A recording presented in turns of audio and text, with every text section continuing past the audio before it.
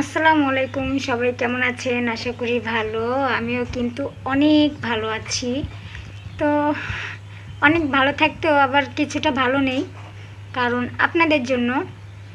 আপনারা আমাকে আগের মতো একদমই ভালোবাসেন না। আগে যতটুকু ভালোবাসতেন, এখন তেমন কমেন্ট কারো পাই না, বা কারো তেমন সাপোর্টও পাই না।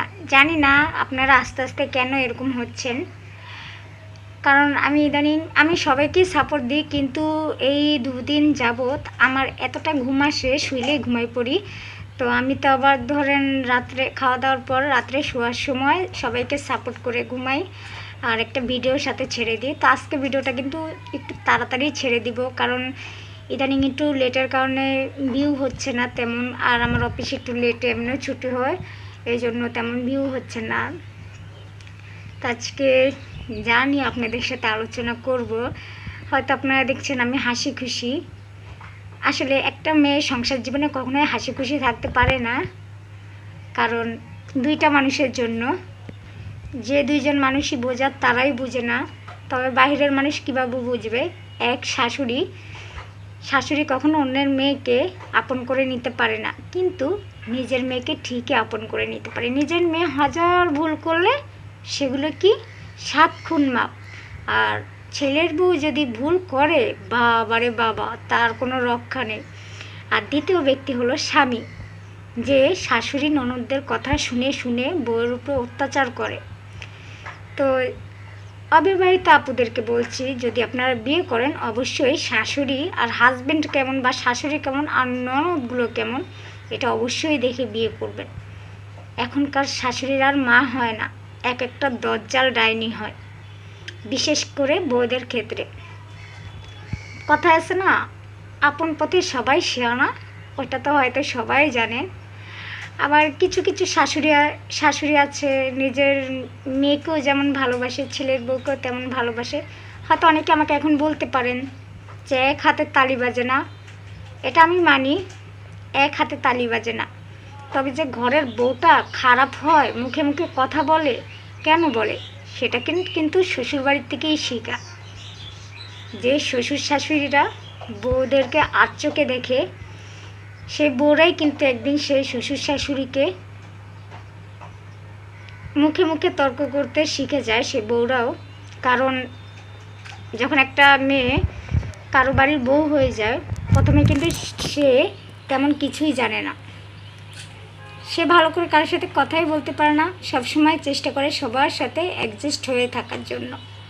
কিন্তু না, কিছু কিছু শাশুড়ি আছে বউর পিছনে এমনভাবে লেগে থাকে যা বলার বাইরে। বউর পায়ে পায়ে দোষ, বউর এটাই সমস্যা, বউর রান্নায় সমস্যা, বউ এই কথাটা ঠিক বলেনি।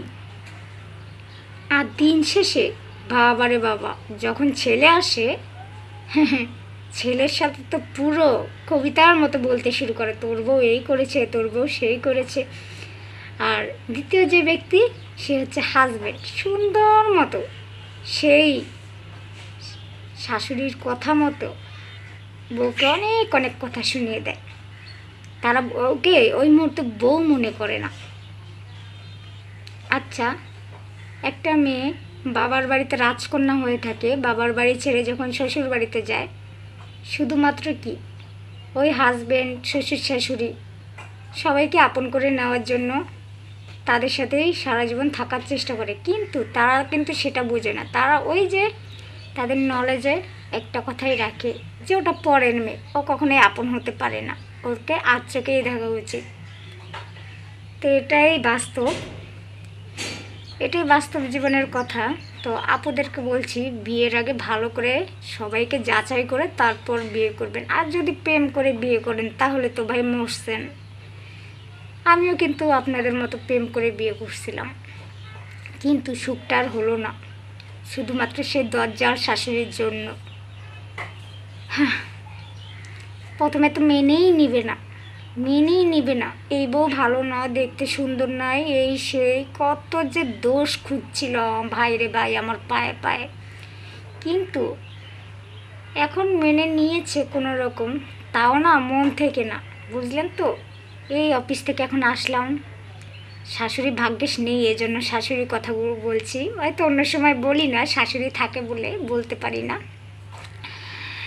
তো আপনারা হয়তো মনে মনে ভাববেন শাশুড়ি না, এই সুযোগে শাশুড়ির বদনাম গাচ্ছে। আসলে না, প্রত্যেকটা মেয়ে কিন্তু স্বামীর ঘরে আসে সবাইকে আপন করে ভালোবেসে সারা জীবন থাকার জন্য। বাপের বাড়ি কতদিন আর থাকে, বাপের বাড়ি ওই 18 বছর পর্যন্ত, এখন তাও থাকে না, 14-15 বছর হলে স্বামীর সংসারে। তো ওই মৃত্যুর আগ পর্যন্ত তাদের সাথেই থাকতে হয়। তবে তারা কেন বুঝে না যে এটা পরের বাড়ির মেয়ে, তাকে মাথায় করে রাখা উচিত। ও তো আমাদের ভালোবাসা পাওয়ার জন্য নিজের সব কিছু ছেড়ে আমাদের কাছে এসেছে, এটা কয়জনে বুঝে। তো আজকের ভিডিও এখানেই শেষ করব। আগামী পরবর্তীতে আপনাদের জন্য নতুন কোনো ভিডিও আবার নিয়ে আসবো।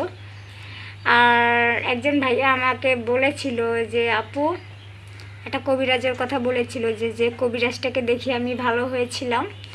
পরবর্তীতে আমি ওই কবিরাজের একটা বিষয় নিয়ে আসবো। তো ওই কবিরাজের ফোন নাম্বার চাইছিল, ফোন নাম্বার নাই, কিন্তু আমি সেই কবিরাজের ঠিকানাটা দিয়ে দিব। তো যার যার ভালো লাগবে সেখানে যোগাযোগ করতে পারেন। তা আমি কবিরাজ ধারাই কিন্তু সুস্থ হয়েছে আল্লাহর রহমতে, নইলে এতক্ষণ আমার কবরের নিচে থাকা লাগতো। তো সবাই ভালো থাকবেন।